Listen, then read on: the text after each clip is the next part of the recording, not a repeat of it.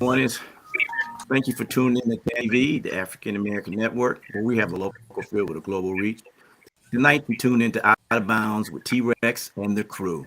Tonight, we're going to talk about Black Black Friday and what it means economically and what it means as far as what it means to Black people. So, without further ado, I'm going to bring the crew in and see if we can get this thing going. Come on in, Cheryl. Talk to me. Tell me what you got, Lady Psychic. All right. Well, namaste, everybody. Happy Sunday. Happy mental health. Outstanding, outstanding. Okay, Andrea, you're next up. How you doing today? Hi, I'm doing great. Hi, family. All right, all right. Hey, doctor, how you doing, Miss Darla? Talk to us, girl. Hello, everybody. As always, happy to be with the people. Okay, and last but not least, my big daddy out there in Florida. What's up there, JP? Talk to me. Good evening, everyone. Glad to be seen and heard another week. Excited to talk about our topic. All right, outstanding. Well, this is what I got. I looked up. I want to talk about the history of Black Friday because there's some kind of on the internet some kind of misconception. As I stated, I'm from Tennessee, so we talk our Black history is a little different, and the media's changing everything. But uh, from what I understand, Black Friday came about back in the 1800s or the 1900s, where they sold slaves after Thanksgiving. So, with that being said, uh, Cheryl, what do you think about the meaning of Black Friday? Is it for economical purposes, or is they just trying to whitewash it to make good for the mainstream people? I think it's both. We've seen in the country the last Okay. few years with the introduction of tourism, how they're just trying to erase everything from everybody who is not Caucasian. Also, this country believes in money. So why would they not change it to make it some economic advantage for people who are already earning all the money? I think it's both. Okay, pretty good. All right, Andrea, tell us what you think about this. I mean, I think it's definitely sad, but I'm not surprised about American, right? Um, what else? In the 1800s, a time when there was slavery, of course, there was something as Black Friday where they put slaves on the auction block to be sold. A lot of people don't know that history about America, Black people or white people as a whole. But maybe it's time to stop calling it Black Friday, right?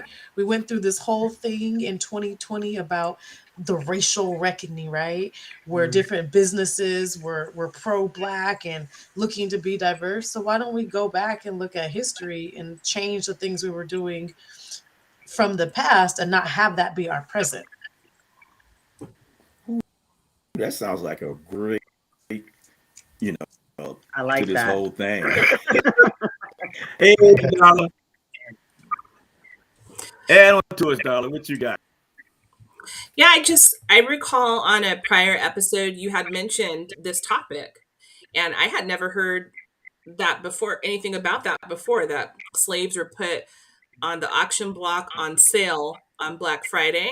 So I went to the Mhm. internet, I checked on the interwebs to see what I could find, and it was interesting to me that most of the sites I found initially said that that information is a myth, Mhm. especially with I found one specifically said that with the rise in the Black Lives Matters movement, that this was a story that has been conjured up to help reinforce some of that movement, however that's supposed to reinforce it. So it's interesting to me that there's just so much contradictory information out there, and even if somebody wanted to learn the truth, it would be difficult. Well, I agree with Yes. everybody. But I don't think that it's too difficult to find it. I think it's you just have to have patience. Uh, JP sent that thing, and so I couldn't find it, so I had to actually type in play. But I just wanted to touch on that so people could understand that is something else out there other than just the media. Uh, Everyone hit on it that we're being whitewashed, trying to make us not look as so like a damsel in distress and all that. So without trying to get into the Kanye thing, talking about all that craziness about what's going on as far as race in America, my question is it Black Friday because Black people spend trillions of dollars? You know, Black people's power right now on spending is like 1.6 trillion a year. So, Darla, since I was with you last, what do you think about calling it Black Friday and the Black people are like the most ones selling, buying things? Well, I definitely think Drea's onto something, and we should change the name. She's absolutely right for that. So, Drea for president. And I think that um, as far as Black spending is concerned, this is a huge concern of mine. But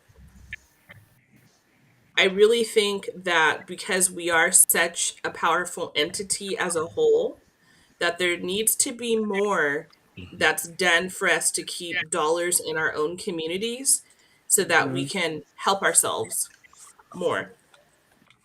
I don't think that there's enough education on that or enough activity, enough, just general conversation of our dollars in our own things. Well, good I mean, there's answer. votes out All there in right, the world JP, I for got a Andrea different. already for president. Votes are coming in. All right, JP, this one's for you. I got a different question for you.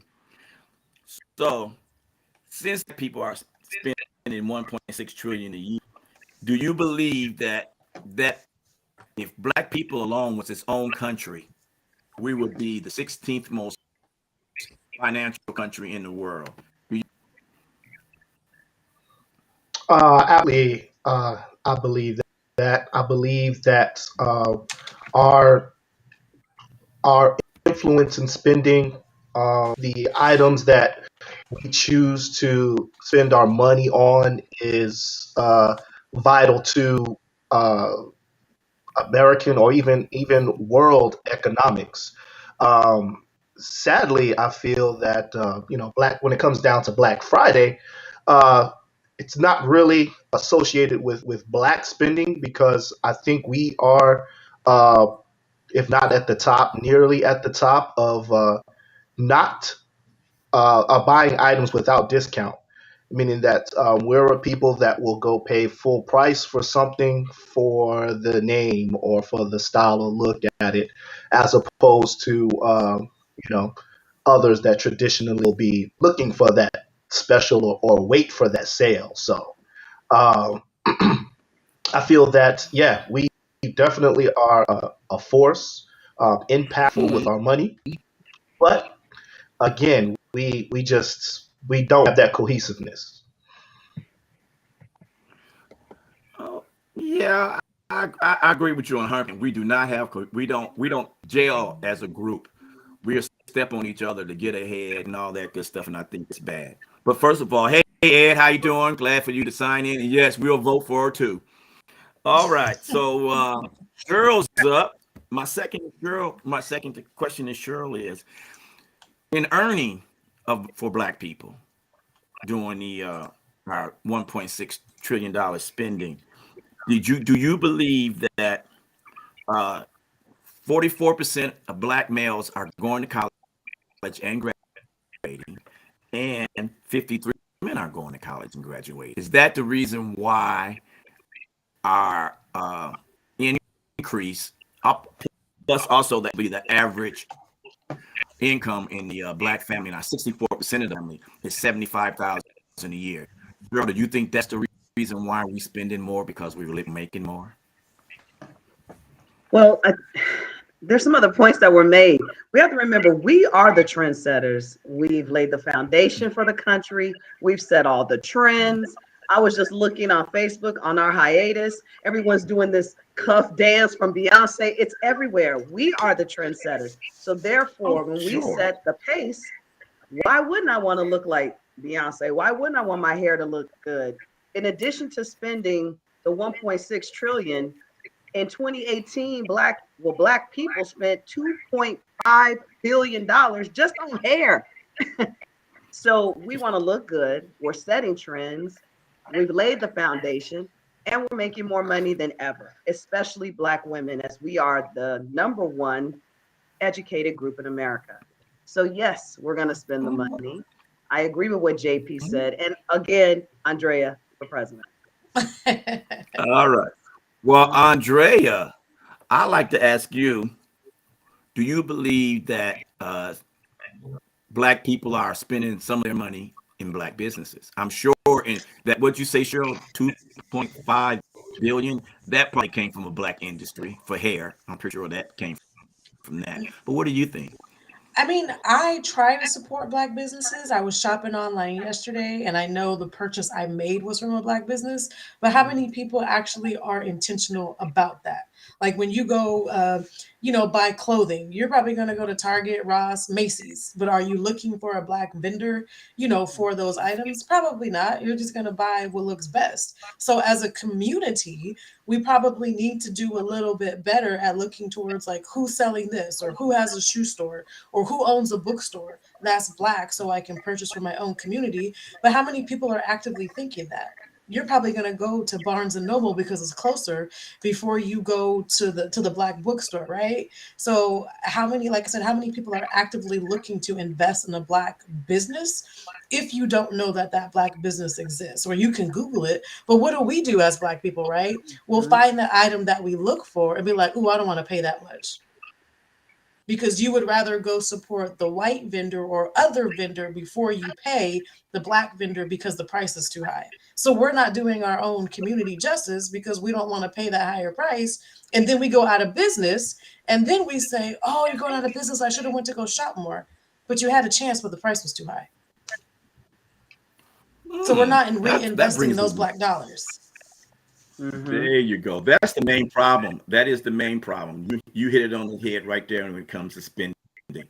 I think we rather spend our dollars outside the or inside the industry, we will call it the Black industry, and spend our dollars other places. So I'm going to ask Darla a question on that. So Darla, do you really believe that because of the economic structure that Black businesses have higher prices due to overhead in their business? Is that why their prices are higher?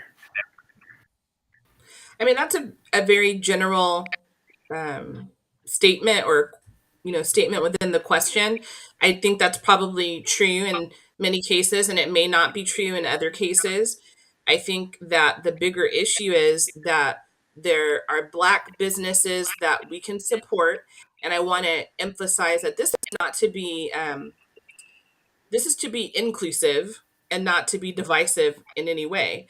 We want to see people that look like us be able to get ahead, and that is often not the case. So, as Andrea said before, it's really important, and sometimes we'll split hairs over a couple of dollars. A couple of dollars over something. So I want to just Yes. add that context to what Drea was saying. Like, she's absolutely right, but it could be over a couple of dollars, not necessarily, we're not talking about products or thousands of dollars, right? When we could be recycling these Yes, you're dollars correct. amongst us so that we do better as a people. So it's hard to say that about the price because I think that it just depends on what we're talking about. But I do think that it's consistent across the board that it's difficult to keep Black businesses afloat so that we can even find one to shop from in the first place. Especially grocery I stores. agree. I agree That with you is 200%. a tough one. Yeah. Most Go Black ahead. Go ahead, neighborhoods Cheryl. Go ahead. have businesses that are not that we patronize and they're not owned by Black people. Mm-hmm. What I Many really And wish times we those lived That is true. I really wish we lived in a place where we didn't have to identify ourselves by race and saying, "Oh, well, I'm going to go shop at girl, this Black business, or I'm going to go to the Asian agree. grocery store." We should Right. just be able to go and find the All right. products and services that we need without it being based on race. But that goes back to the totally That's the biggest unlevel problem. playing field that we have, period. We don't have ways to not look at that sometimes because, I mean, as it is, I've read research that says Black households make 59 cents on the dollar compared to white households. So these Mm. issues are going to continue to come up when there are such disparities. And it always leaves Black families, Black people holding, maybe not always, but generally speaking, at least. Okay. Well, let me get a station break Holding real the quick short. and then we'll continue. Sorry, Darla, I didn't mean to cut you off. Hello, everyone. This is TAN TV, the African American Network, where we have a local feel with a global reach. You're tuned in to Out of Bounds with T-Rex. I didn't mean to cut Darla off, but I got a question for you, Darla. Since we're out here in California, there's not that many Black businesses. So the Black businesses, I believe, if are in the major cities, even out here and mostly down south and back east. How can we improve that if California is supposed to be so liberal and giving everybody a business loan? Should the Black people start going into business by them more often by themselves or as in a couple? What do you think, JP? What do you think on that? Um, I feel that the world has opened up now. California, any state that we're in, we have an opportunity to start our business, our Mm-hmm. own businesses. So geographically, I think a lot has changed. Where I mean, unless you're talking about some item that is like local, homegrown items, fruit, produce, things like that. Uh, yeah, we have to keep that, kind of local. But, items that we commonly buy, clothing, products that we like to use, that's national, international. I can be here in Florida, use technology to have an online store, no matter where the sourcing is, someone can buy from it. So I feel that. Um, us as a people, we just have to be more educated, more cohesive to take advantage of these opportunities to uh, to support our businesses. And I think that's the one of the best steps that we can do. Uh, yeah, states and cities may have restrictions, but just like any other business opportunities, you can get around those with some agents. I agree with you. I think sometimes it's the location.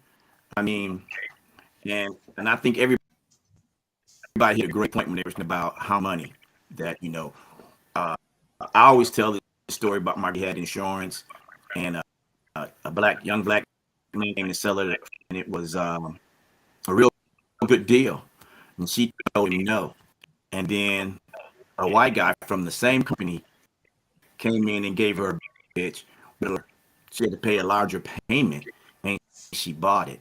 And I just think that I speak for younger black people. I'm speaking for black people older than me. I think they have a dissatisfaction we're always trying to get over on. What I was saying earlier, I'm gonna clarify for Darla, and that I think the problem with major black businesses is that is geographically located. I'm like out here, we might not have that many, and I think that's what we should start forward to. We should always start looking forward to it. Uh, that be something that blacks in California should look at.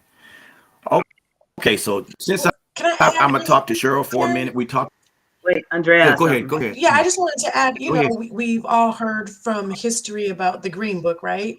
And that's what people in the Yeah. South used to make sure that they could travel to safe locations, patronage this Mhm. hotel, this restaurant. It's almost like we need a new Green Book, right? We got Facebook. Mhm. Let's go back to our own Green Book so that our people, that Black people can know, oh, you need t-shirts made, contact this Black vendor. You need a candle set, contact this Black vendor. Something that we can keep our money in within the community. I agree with you 200%. Okay, Cheryl, let's talk about about hair products.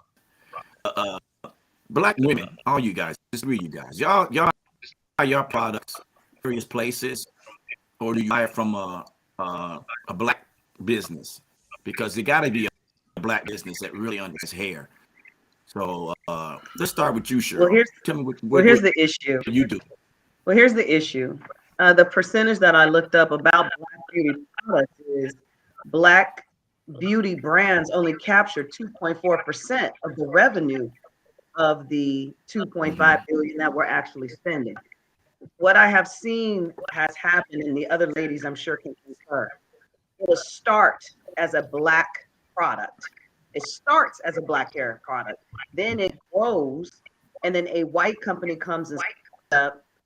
We, as the consumer, may not be aware that these products have now been purchased by a white company. We find out later because of other Black creators or influencers who have done more homework and are saying and telling us they changed the ingredients, it's cheaper now. So it becomes almost like you're twisting yourself into a pretzel because you're trying to, I personally am always trying to support Black hair care, always. But we just have to be mindful about how economics and how this country was set up and how we were never in the equation to begin with. So we have to be very cognizant of where we are putting our money, even in Black hair care. Yeah, because you know what? That's a real major business. I mean, God, you guys get your hair done. It costs the arm and leg get your hair done. You know, and all the products, they went away from most of the natural things to make it natural. So you were saying something, Darla? I just was completely and utterly agreeing with Cheryl. Okay. I got one for you, I mean, even Darla. if you look at the beauty supply store is Right. not most beauty supply stores. If you're not going to Sally's, which is a corporation, you go to they're run by Asians. You know, I have my little Asian spot I go to right in Colton, right? And if I'm not in Colton, That's what I was going to ask you. I'm at Target picking it up. I'm not looking for a Black beauty supply store. I'm looking for a supply that will work on my hair. My hair is relaxed. You know, I'm not a natural sister yet. You know, so I'm looking for something that's quick and easy for me to get, and it's at the Asian store. Yep. Oh, And that's they what I was created a monopoly. Well, one more thing on that. They've created a monopoly, Terry, on and everyone. They've created a monopoly. You can't even buy hair, you know, from Black people. I mean, it's difficult. They created this lock on even the hair coming in for us to purchase it from each other. You know, they've created this barrier. And Andrea's completely right. I went to a Black hair beauty supply. I tried to patronize them. It's here in Riverside, but the product that I want, they don't carry. You know, it's a very small shop. It's not, you know, it's not vast like some of the ones you've mentioned.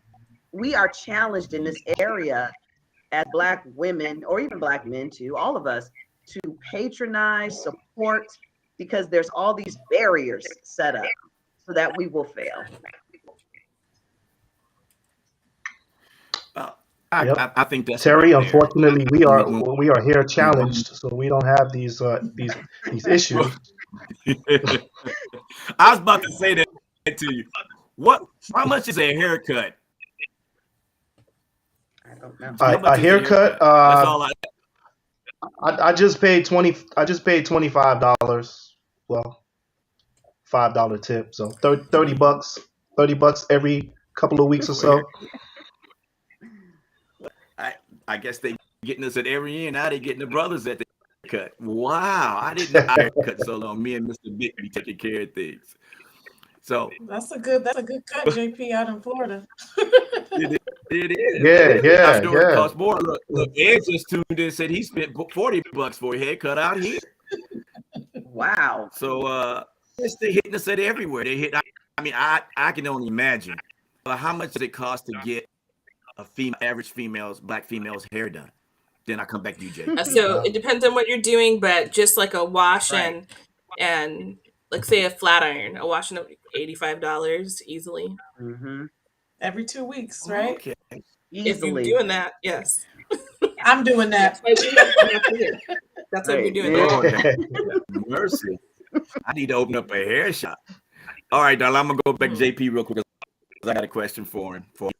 I'm older, I'll forget it. JP, as far as cars going in the Black community, spend too much money for our cars in the Black community, or is it just a myth that we don't know cars in the I believe Black community? overall that's a myth because cars are just expensive all around. Everyone is paying a lot of money for their vehicles. I have our favorite makes and models, but in many of those situations, even most of those situations, we don't make up a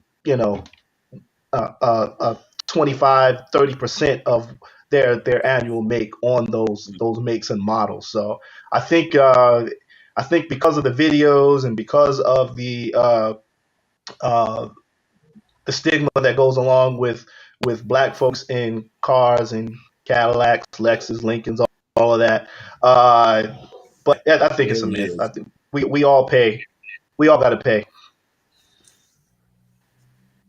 Well, I think I'm trying to think of the majority of the company in America, they patronize us for everything. For example, well, before you had the big card and you take it out, you have your wheels put on and your special tires and fork. Now you can buy it Yeah. all at a higher price because it's already done for you. So I think that's what Hmm. same thing goes for everything that we buy. You can attest to me that I'm right or wrong when it comes to your clothing.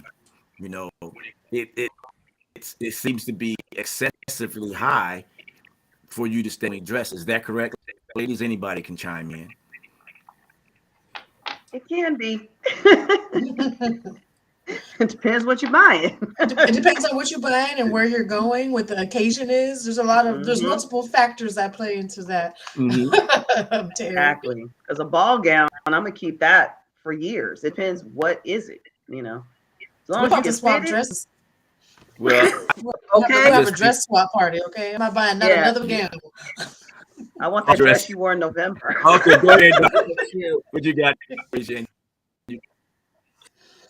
I was just Okay, agreeing once again with that dress too. I just seem to agree with on everything today. Yeah, if I thought I was going to look as cute as she did in that gold Uh-huh. dress, I would wear it too. But yes, I don't. I think Cheryl's right. It depends, Terry. It depends on what we're purchasing. I'm a big bargain hunter. I like unique things, so I might spend a little bit more money unique. I might search hard on things, to save. It just depends. Hmm. Okay. I'll read all I these don't different think that we're questions. Is I just want not crazy. to discuss.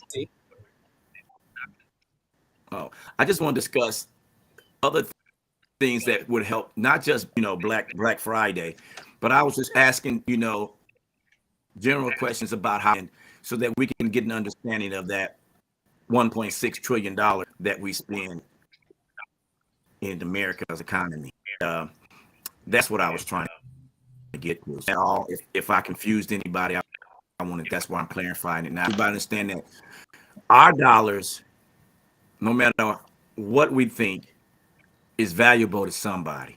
And we need to understand as Black people what our worth is, and we need to bargain. If you're buying a car, you shouldn't ask for, hey, how much is my payment? No, what is my interest rate? How many years I gotta pay it? Uh, why is this price so high for my hair product? You know, those are the things that we have to ask, and that's other reasons why we need more mom and pops Black stores, and in every community, even in poor Moreno Valley, where we need more mom and pop stores, especially that cater to Black people. Well, we're about almost done with this, so we only got like 15 seconds left. So before I say good night, anybody got anything they want to say? Just remember that Black people in California specifically only make up 5% of the population. So I don't know what that term translates into dollars, but I know that if the 5% of us, who knows what we could do if we just concentrated just in Southern California, if that's, I don't know, 3% of the 5% or whatever. But we're not a large population here. So whatever we can do, let's do it. Population out here. All right. Well, everyone, thank you. And thanks for everyone for tuning in to the African American Network. We're signing out with Out Bounds. BT Ray. Okay.